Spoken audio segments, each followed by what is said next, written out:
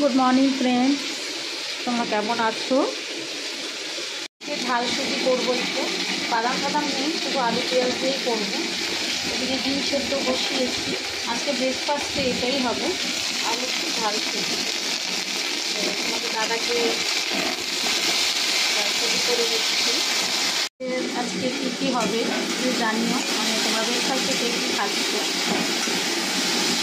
আজকে আমাদের সুজিটাকে একটু আলু ফালু দিয়ে করে দিচ্ছি, আর ডিম সেদ্ধ থাকবে আজকে আমাদের ব্রেকফাস্টে। তোমরা দেখতে থাকো। সেদ্ধ করার জন্য জল দিয়ে দিয়েছি, এবার এটা সেদ্ধ হলে তারপরে সুজিটা ঢেলে দেবো। ওদিকে ডিম সেদ্ধ প্রায় হয়ে এসেছে, আলুটা সেদ্ধ হয়ে গেছে বন্ধুরা।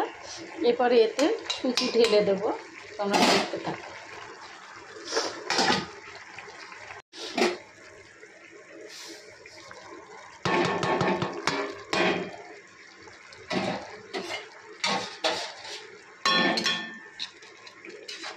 সুজিটা ঢেলে দেওয়ার পরে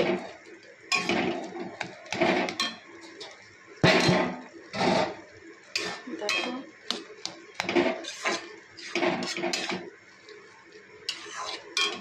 জল দিলাম, তার কারণ সুজিটা তো একটু সেদ্ধ হবে, জলটা কমে গেছিল।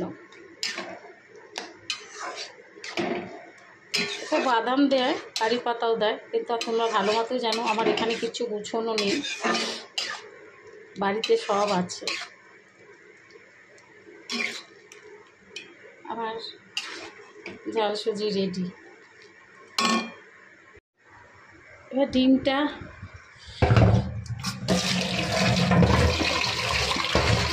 ছাড়িয়ে নিই।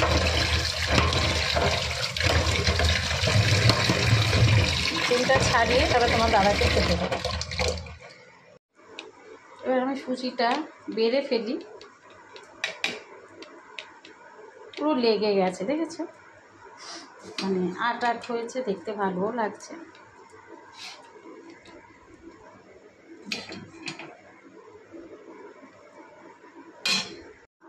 আমার ব্রেকফাস্ট রেডি বন্ধুরা।